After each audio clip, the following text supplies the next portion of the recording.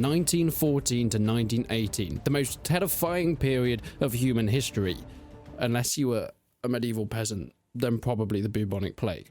However, Isonzo is one of the greatest games that has actually managed to capture the World War I setting better than pretty much anybody else.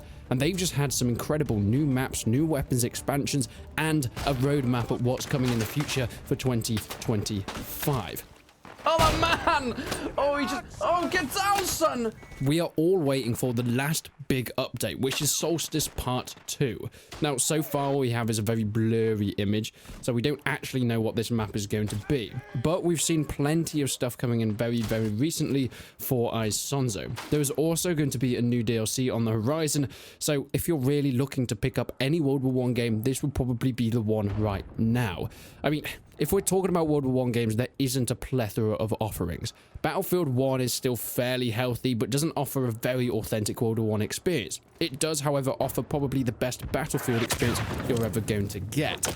However, if you're wanting a more terrifying, war-torn scenery, well, Isonzo is really where you're going to be looking. Verdun and Tannenberg did it alright before, but they're pretty much dead now. There isn't really a player base to sustain, so unless you just want to play against bots, I'd probably stay aside from them. And whilst Isonzo doesn't really give you the full trench warfare, it does give you something fairly similar. Oh my words! There was a guy and he just got disintegrated. Okay, I've only slightly wounded, so it's only a teammate that can heal me now. I feel like that's not slightly wounded. But now we know that there is going to be a full roadmap.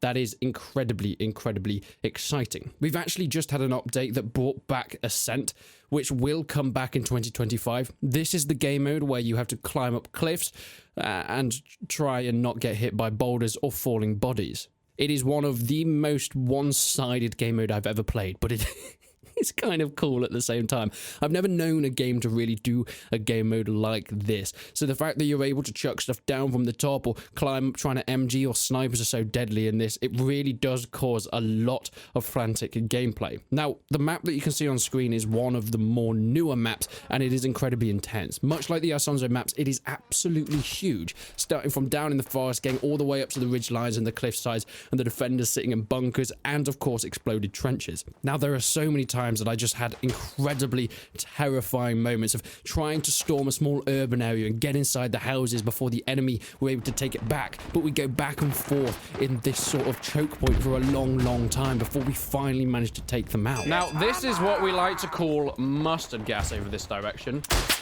That's what we like to call an enemy. Can't hit me, son. You can't hit me. Oh, we killed each other!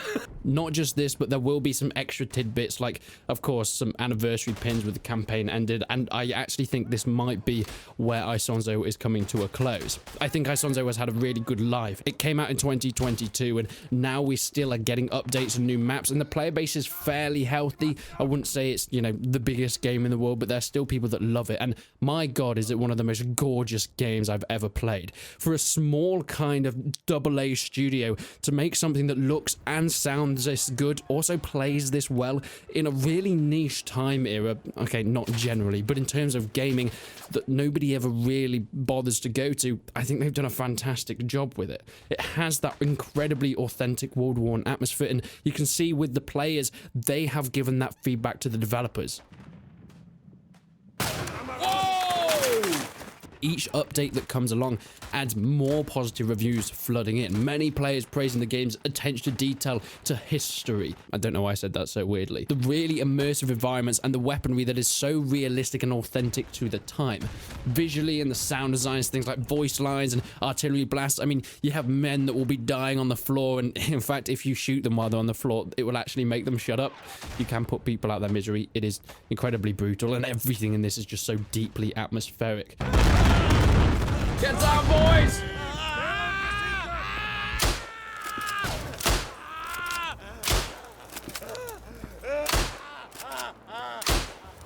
Gotta put them out of their misery. Otherwise, they just scream constantly and give away your position. It's very, very annoying. Players who really do like this more methodical shooter approach will appreciate the slower, team-orientated nature of this. It isn't a run and gun. You can't go off on your own. In fact, you will die from snipers out of complete nowhere. And, well, they're still keeping that going with every map that comes out. It does sometimes start off a little bit frustrated when you're just getting used to, or even, in my case, getting back into the way that this game plays. But my god, there is so much to love once you've really got the hang of the push and the pull and working with teammates. Sometimes using voice chat, but granted, many people don't. But it hasn't all been plain sailing. There have been some mixed and negative reviews just because people often find difficulty finding full matches unless there's just been an update, as the player numbers are a little bit low at the moment. But veteran players of Verdun and Tannenberg sometimes have also said that Isonzo feels a bit more like an incremental evolution than a dramatic leap forward. I would entirely disagree with that, because I think it is just, especially visually and graphically, just it leaps and bounds ahead of anything Verdun and even Tannenberg from 2017 had. It's especially because of the terrain and the nature of this war front, being able to fight within Marmolada and of course the glacial caves, or fighting on the Italian Alps and the mountains. Nothing has ever looked this good within the World War I game series, and I would hazard a guess that this is one of the best looking shooters that you have on the market at the moment, yet people just don't really know about it.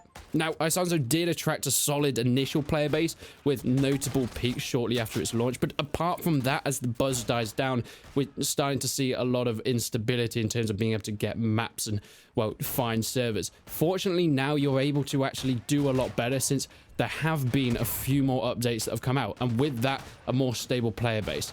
Every night we get a peak of about 400 players, which obviously, because of the 64 player servers, that means there is a large amount to able to play. Yet it still hasn't quite hit its peak of almost 6,000 upon its initial launch. Oh my god. Would you look at that? Would you look at that? This is going to cause some pain. Oh! Jesus Christ. So is Isonzo still worth in 2025? Well, at this point in time, it isn't exactly the most expensive game in the world, I'm going to be completely honest. In fact, it's only £11 at its current price, which is incredibly cheap, especially for the quality of game that you get. Don't get me wrong, it is a multiplayer-only shooter, but if you love, like, authentic World War I weaponry, games that actually focus on historical accuracy rather than just running and gunning, okay, you might find some frustrations along the way if you're used to just getting into battle, getting loads of kills, because that is not the case. Pretty much every weapon is bolt action, and it does take a while in order to level up to get some of the most basic submachine guns, but playing every class has a wide variety of really authentic weapons that you can pick from. It often limits classes, like the marksman. You can play as it, but you won't be able to unlock the scope if a number of people already have it. Otherwise, everybody would just be sitting at the back with scopes, and, well, we all know how that would go. Other than that, I think it is really, really worth it playing to this day. There is a huge update coming out in the next few months, which will not just boost the player base, but will give even more content to the people that are already there.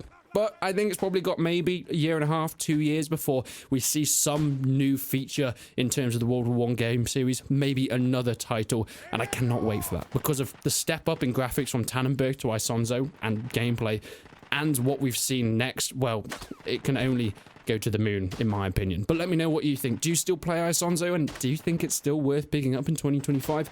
I'd love to see your comments down below.